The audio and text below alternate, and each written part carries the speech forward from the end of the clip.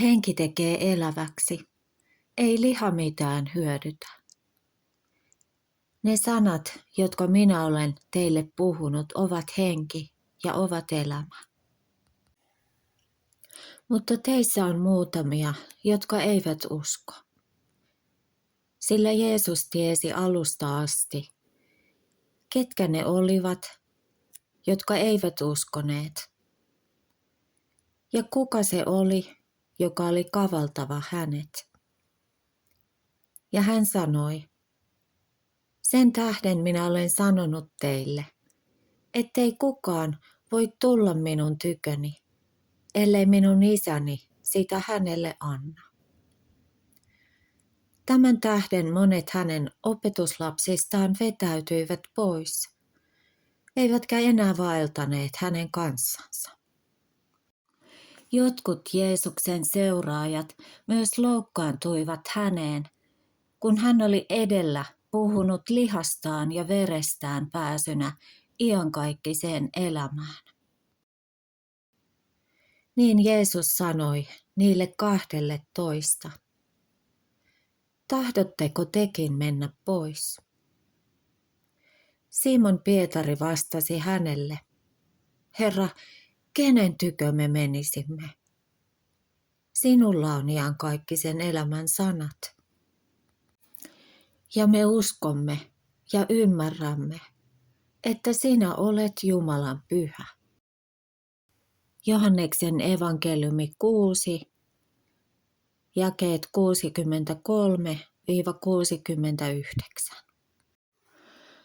Tapanani on räpsiä kuvia kännykameralla ja välillä joku onnistuu ja välillä ei. Tämä kuva oli jo mennyt kännyn roskikseen. Palauduin katselemaan sinne, että mitä sinne on laitettu ja yhtäkkiä tämä kuva alkoi puhua omaa tarinaansa. Näinkin siinä Pietarin ja Jeesuksen. Raamattu antaa Jeesuksesta sen kuvan, että hän oli ja on kaikki tietävä Jumala, paitsi että hän oli ja on 100% myöskin ihminen. Ja Jeesus tunsi edeltä ihmiset. Hän tunsi, mitä heissä oli. Ja hän teki koko ajan yhteistyötä taivaallisen Isän kanssa, jonka kanssa kertoi olevansa yhtä. Ja myöskin, että Isä hänessä toimi ja vaikutti pyhässä hengessä. Ja hän kertoi myös, että Isä on se, joka vetää ihmisiä hänen luokseen, eli Jeesuksen luo.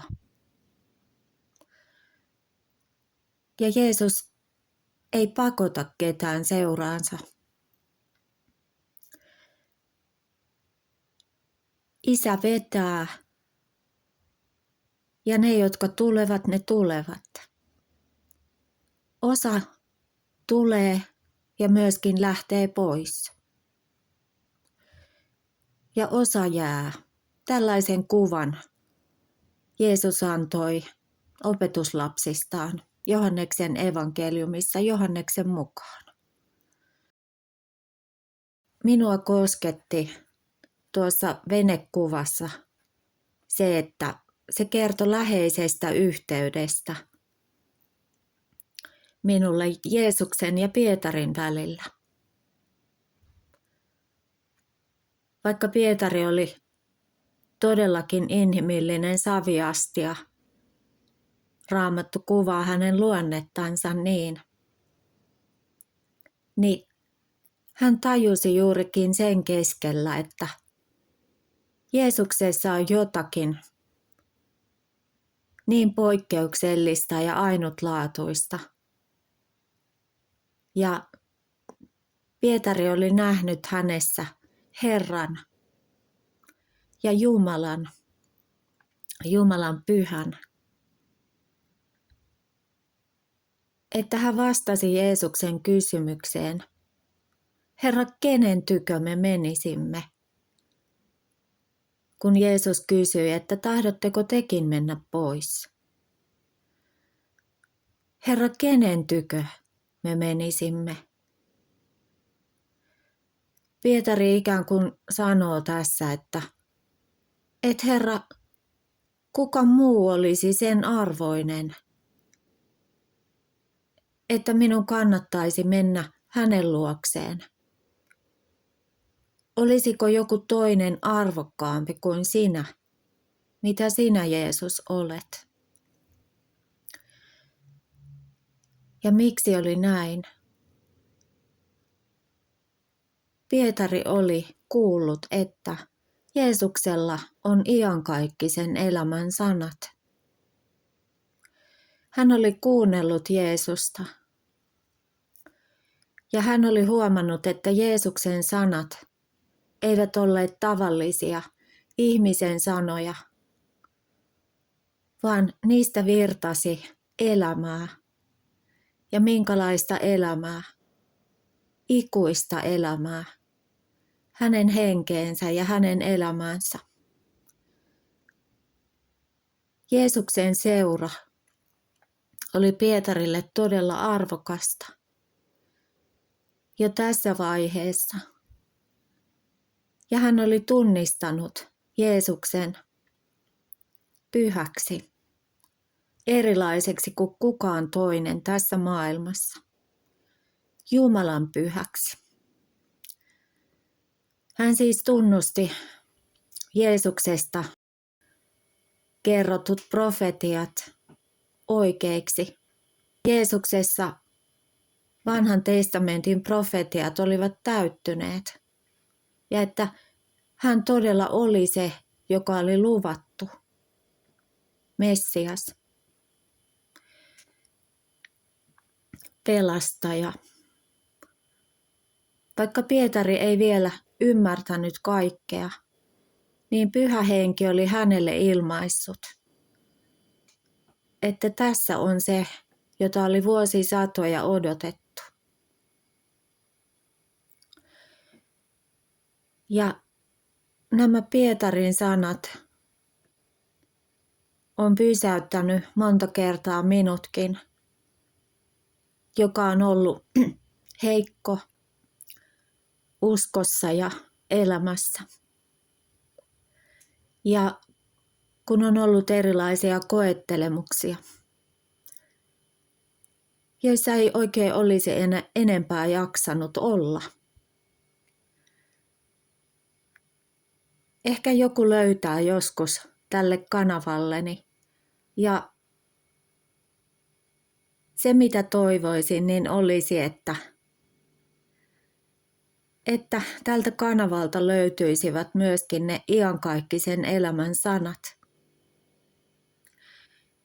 Ja minäkin olen löytänyt Jeesuksen niin, että kuitenkin, vaikka aina unelmani eivät todellakaan tässä ajassa toteudu, ja vaikka monenlaisten myöskin pimeiden laaksojen läpi käy kulku, ja toki myös niiden iloisten ja parempien päivien läpi,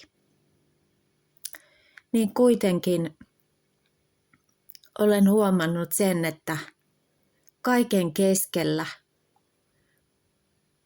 tarvitsen tätä Jeesusta, jolla on iankaikkisen elämän sanat, jonka sanat ovat henki ja ovat elämä.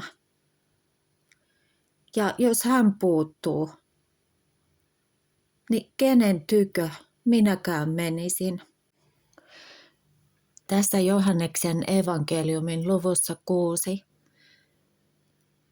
Jeesus myös kertoo itsestään ja tehtävästään, siitä päätehtävästä. Kutsumaan ihmisiä iankaikkiseen elämään. Ja hän kuvasi itseään myös leiväksi, ja joka syö häntä, elää iankaikkisesti. Ja se leipä, jonka minä annan, on minun lihani maailman elämän puolesta. Ja tässä Jeesus viittasi tulevaan ristin kuolemaansa. Ja se herätti paljon keskustelua ja jopa pilkkaa ja epäilystä. Jeesus viittasi omaan ruumiiseensa ja myös vereensä, jonka hän vuodatti ja tästä kohtaa vuodattaisi meidän kaikkien syntien tähden. Ja tässä on myös viittaus ehtoolliseen, joka syö minun lihani ja juo minun vereni. Sillä on iankaikkinen elämä, ja minä herätän hänet viimeisenä päivänä.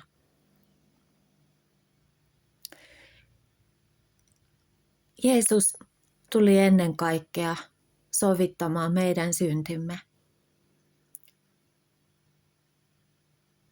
Ja hänessä on vastaus kaikkiin ahdistaviin tuskiin ja syyllisyyden tunteisiin. Jeesus tuli vapahtajaksi, syntisten vapahtajaksi, Jumalan tahdosta. Ja kun hän ristillä oli kuollut, niin hän oli ehtinyt ennen sitä sanoa, että se on täytetty.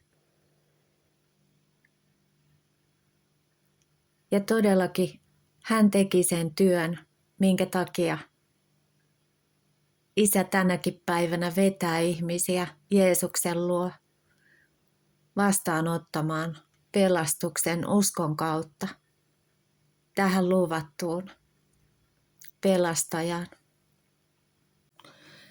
Hän sanoi myös jakeessa Johannes 6:62, mitä sitten, jos saatte nähdä ihmisen pojan nousevan sinne, missä hän oli ennen? Ja Jeesus viittasi tässä ylösnousemukseen kuolleista, että hän palaisi takaisin Isän luo, mistä hän oli tullut maailmaan, Marian kohdun kautta. Ja tässä se on koko kristinuskon ydin, että Jumala rakasti maailmaa niin, että antoi ainokaisen poikansa, ettei yksikään, joka häneen uskoo, hukkuisi, vaan hänellä olisi iankaikkinen elämä. Johannes 3:16.